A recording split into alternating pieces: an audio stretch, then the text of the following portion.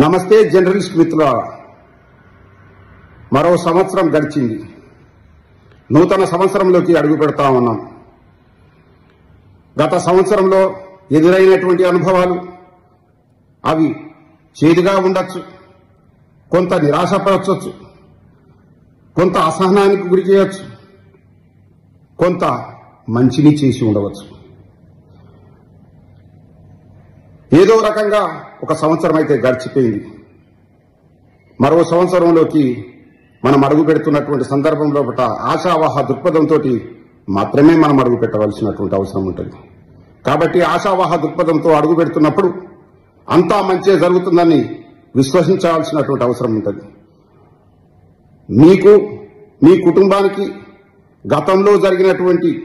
గతంలో మీరు ఆశించిన ఫలితాలు రాలేనప్పటికీ ఈ సంవత్సరం మీరు ఆశించిన ఫలితాలన్నీ కూడా మీకు అందుబాటులోకి రావాలని, మీ కోరికలు నెరవేరాలని, మీ వృత్తిలో అద్భుతంగా మీరు రాణించాలని, ప్రజల పక్షం మీరు వహించాలని మనసా వాచా కర్మన భగవంతుని ప్రార్థిస్తూ మీరు నూరేళ్లు ఆయురారోగ్యంతో ఉండాలని ఆ అమ్మవారి, భద్రకాళి అమ్మవారిని వేడుకుంటూ మీకు నూతన సంవత్సర శుభాకాంక్షలు తెలియజేస్తున్న ఇట్లు మీ గుడిమల్ల రవికుమార్.